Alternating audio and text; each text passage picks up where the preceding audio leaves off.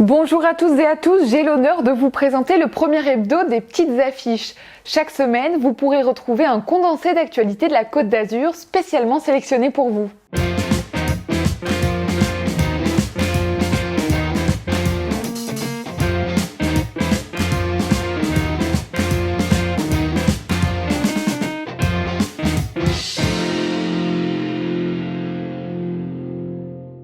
Et on entame ce journal avec un point sur la situation Covid dans les Alpes-Maritimes. La situation est stable, bien que le taux d'incidence du virus soit supérieur à la moyenne nationale. Et ce sont plutôt les dommages collatéraux qu'il advient de souligner, comme ce débat de début de semaine au sujet de la dette française. Une centaine d'économistes a lancé un appel à annuler les dettes publiques détenues par la Banque centrale européenne, une option qui n'est pas retenue par sa présidente Christine Lagarde. Un quart de cette dette est en effet détenue par la Banque centrale, c'est-à-dire que les Européens devraient rembourser une dette qui leur appartient en réempruntant ailleurs et donc en continuant à creuser les finances. Gare à l'argent magique, préviennent certains comme l'ancien ministre Les Républicains Éric Woerth, pour qui une annulation est non seulement impossible mais aussi totalement irréaliste. Les générations futures qui devront rembourser suivent le débat avec intérêt. Et en parlant des générations futures, la situation pour les étudiants est toujours plus difficile. Un sondage du Figaro annonçait que depuis le début de la crise sanitaire, 54% des jeunes ont déjà pensé à arrêter leurs études. La semaine dernière, la FEI 06, association étudiante de Nice, a proposé une mobilisation à l'université de Val-Rose. Regardez. Je vais vous inviter durant 5 minutes à vous asseoir, tout simplement pour marquer le coup. Près de 200 étudiants se sont réunis ce mardi à l'université de Val-Rose pour montrer une mobilisation responsable dans le respect des gestes barrières. Issus de diverses filières, ils redoutent un troisième confinement et s'inquiètent pour leur avenir. On n'a pas de séance de simulation qu'on fait normalement sur des mannequins, etc. pour s'entraîner. On n'a plus de dissection, on n'a plus rien. On n'a plus aucune pratique. Personnellement, si ça continue comme ça, je sais que ma santé mentale va se dégrader et je sais que je suis pas la seule. Je sais qu'il y en a beaucoup autour de moi qui sont déjà au bout. Je mets le masque, je respecte les gestes barrières. Mais un troisième confinement, c'est ne pas me protéger moi-même finalement, en fait, de ma propre santé mentale. Afin de démontrer qu'ils sont capables de revenir sur les bancs des universités, les élèves se sont ensuite dirigés vers un amphithéâtre pour assister à un cours type respectant les mesures de restriction. Une place sur deux, du gel à l'entrée et le masque sur le visage. Pour le président de l'université Côte d'Azur, le pari est réussi. L'objectif était de montrer, et vous l'avez parfaitement montré, que quand on a un cours, quand on a un masque et qu'on ne parle pas, il y a zéro risque de contamination, donc ce n'est pas dans les universités que l'on se contamine. Le retour des étudiants à l'université contient selon lui un double enjeu. Donc il était vraiment important que nos étudiants puissent revenir en cours pour garantir d'une part la qualité de la formation et des diplômes et d'autre part garantir leur bien-être.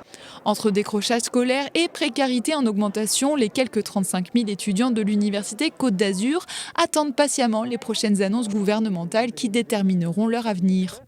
À noter que le collectif Entrepreneurs au soutien se lance à la rescousse des étudiants.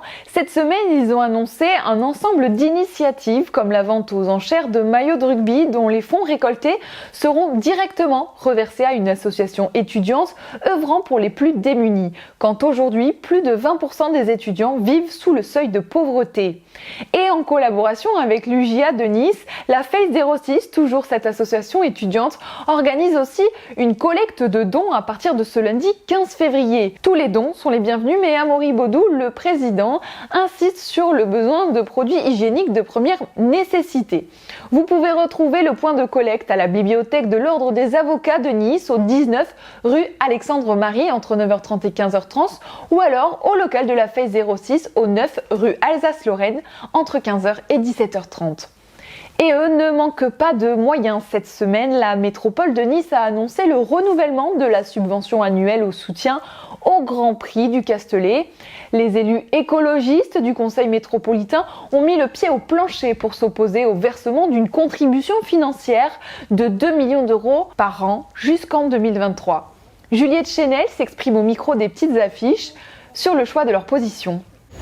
Deux choses. La première, c'est 12 millions d'euros pour un circuit automobile qui se passe à 170 km de Nice et qui est payé par les habitants de la métropole, donc 2 millions d'euros par an. Ça, c'est vraiment scandaleux parce que le budget de la politique de la ville pour la métropole, c'est 1,6 million. Donc vous voyez, c'est plus que le budget de la politique de la ville. Et le deuxième point, c'est que c'était mis au vote au bureau métropolitain et non pas au conseil métropolitain, c'est-à-dire sans débat et pas en présence de tous les élus. Alors qu'il y a tout juste un an, les travaux faramineux de la ligne Est-Ouest se terminaient. Le projet de la création d'une 4e ligne de tramway est actuellement sur la table du conseil métropolitain. Cette ligne est amenée à desservir l'ouest de Nice, Saint-Laurent-du-Var ainsi que Cagnes-sur-Mer. Toujours au chapitre des transports, l'Assemblée pense aussi à la mise en place d'une tarification multimodale pour intégrer la principauté de Monaco dans le pass Sud-Azur, une affaire à suivre. Et pour refermer ce journal, cette information à près de 1000 km de Nice, vendre son nom pour 10 000 €, la petite ville de Vendôme dans le Loir-et-Cher a franchi le pas. Elle accorde le droit à LVMH de l'utiliser pour de la joaillerie de luxe. Le maire Laurent Briand justifie cette décision par le fait que le nom de Vendôme est déjà utilisé sans autorisation par des marques et que Louis Vuitton, propriété de LVMH, dispose d'un atelier de maroquinerie dans cette cité de 17 000 habitants. C'est au numéro 13 de la prestigieuse place Vendôme à Paris que se situe le ministère de la Justice. Sera-t-il un jour obligé de régulariser l'emploi de ce nom? Le mystère plane et reste intact. Et c'est ainsi que se termine ce journal. Merci de nous avoir écoutés. Je vous souhaite à tous une agréable soirée et à la semaine prochaine.